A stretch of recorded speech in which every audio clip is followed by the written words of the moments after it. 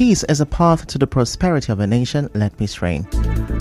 On the news this afternoon, Victor Oko-Jumbo-led assembly begins screening of 8 new commissioner nominees. Ijaw leader accuses FCT minister of plans to destabilize River State. Chief Justice accuses judicial officers of making mockery of judiciary, vows action.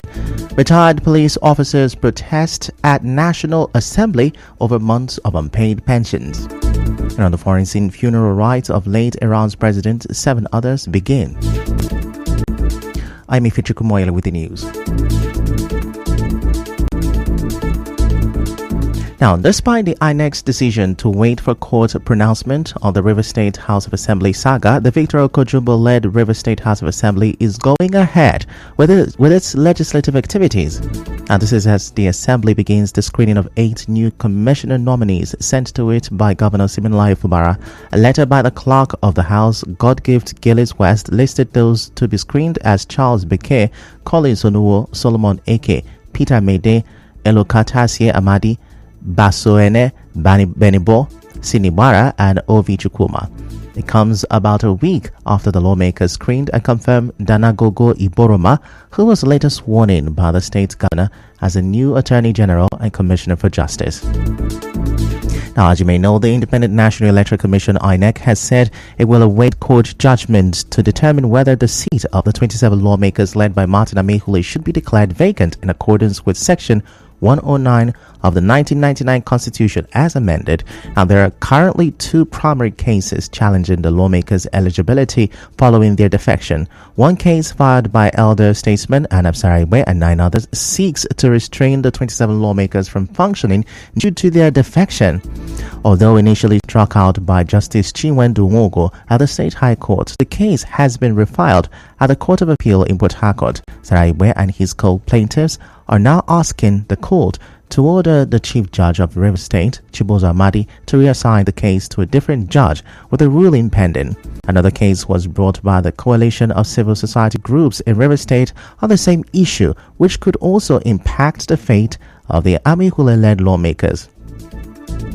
In a related case, Martin Amehule-led lawmakers filed a suit at the Federal High Court in Abuja, where Justice Donatus Okoronkwo stopped INEC from conducting by-elections for the 27 seats. Another case at the State High Court presided over by Justice Danagogo declared Ehi Edison the Speaker of the River State House of Assembly. This was challenged by Amehule's faction at the Federal High Court in Abuja, where Justice Omotosho restrained Governor Siminalayi Fubara from interfering in their activities, finances, as well as asking the police to provide security for them during their proceedings, which have not been vacated till date. The latest case was instituted at the State High Court in Port Harcourt by Oko-Jumbo and 2 others against the 27 lawmakers, Governor Fubara, the state's chief judge, and the Attorney General of the River State. Now, Justice Charles Wiley has restrained the Amehule-led lawmakers from sitting at the House of Assembly auditorium pending a hearing on the motion on notice. Meanwhile, Siminalayi Fubara is elected to commission Ebweda internal roles in Emoha local government area today as part of activities to mark his 1-year anniversary. Yesterday, during the flag-off of the Trans-Calabari Road at Rumolumeni community in Obiakpo local government area, former President Goodluck Jonathan warned that the political crisis in River State can destabilize the Niger Delta region if not urgently checked.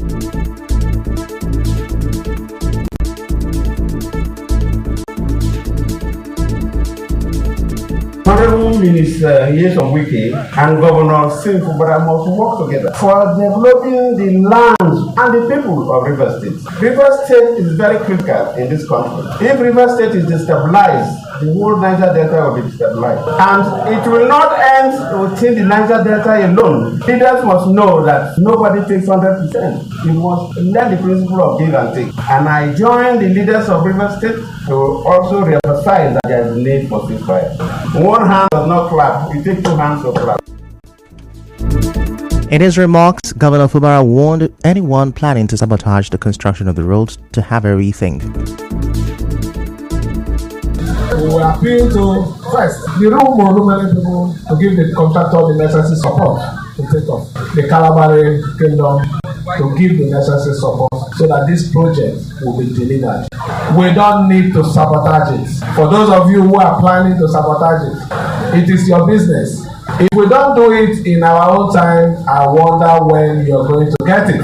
So you need to buy into this project. The advantage of this project is making life easy for our people. This road will bring development to our people. Correspondent Toyin Kachim also reports that the contract for the Trans-Calabari Road, which will pass through the 3 Calabari local government areas of Akokotoro, Asaritoro and Degema and other areas, was awarded at a cost of about 225 billion naira. It is expected to be completed in 32 months. In another development, Ijaw leader Edwin Clark has accused the Minister of the Federal Capital Territory (FCT) Nyesom Wike of planning to destabilize the River State government. Edwin Clark said this in a statement addressed to the national chairman of the APC and the PDP. He also accused the minister of controlling both the PDP and APC in River State. Moving on, the Chief Justice of Nigeria, Justice Olukayode Ariwoola, has questioned judgments delivered by some judges and how interlocutory orders are used.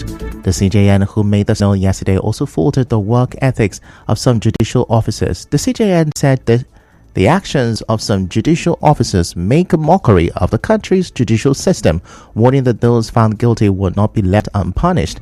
He vowed to leave behind a robust and prosperous judiciary before his retirement in August.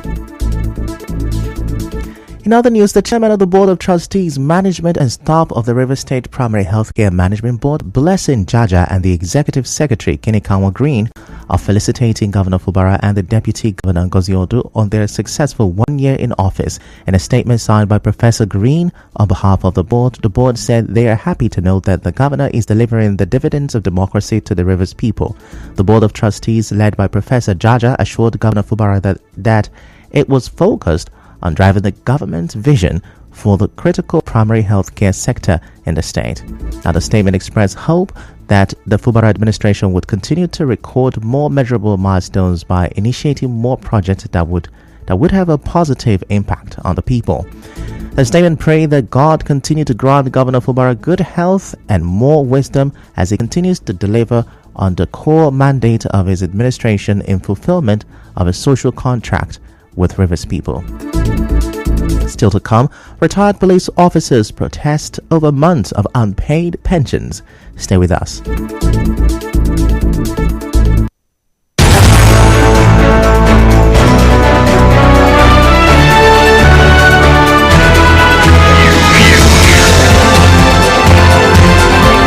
This is the news on 92.3 Nigeria Info.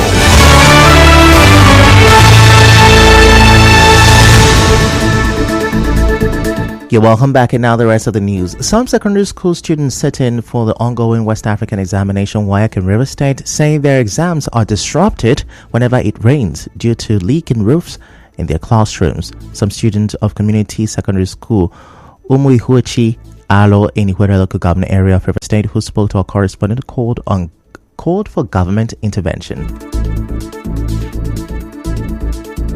Whenever it rains, we have leakage, and it does not normally flow the bottom. Like inside the class, rain, water, they enter, and when rain fall, no windows, like things is not going well.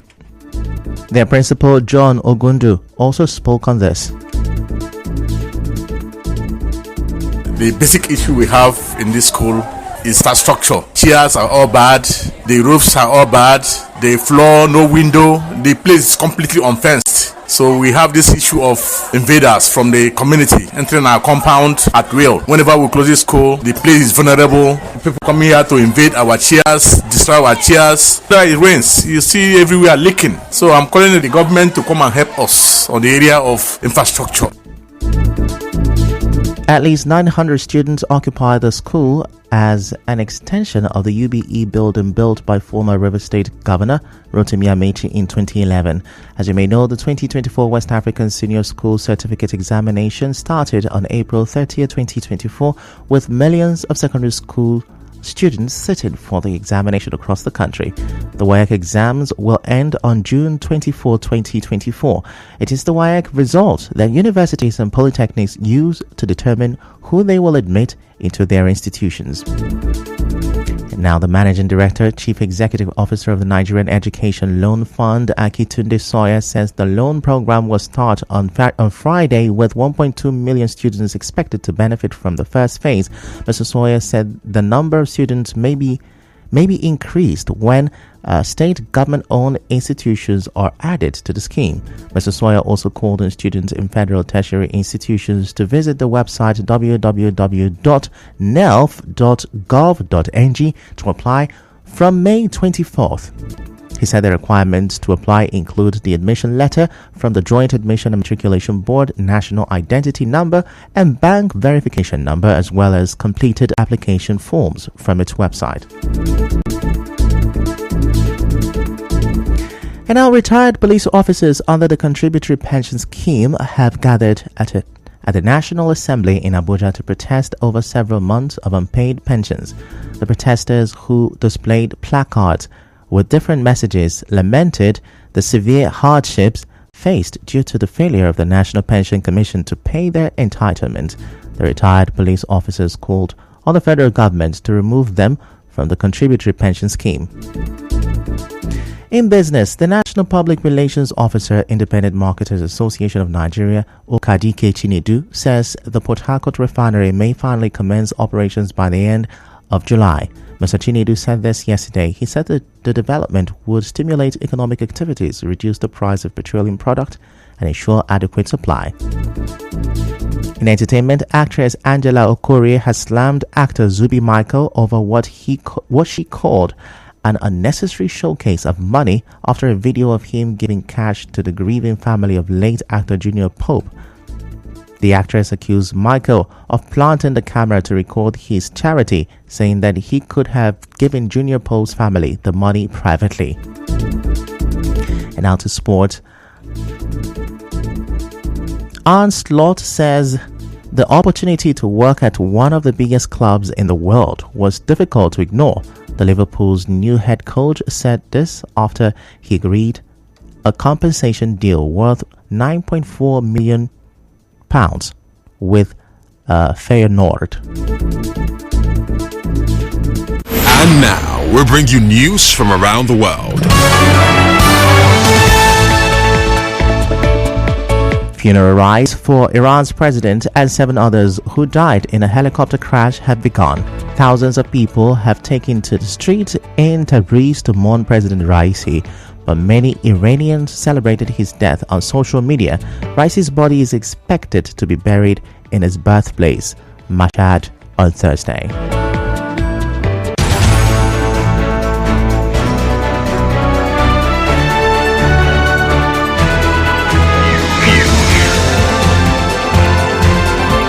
This is the news on 92.3 Nigeria Info.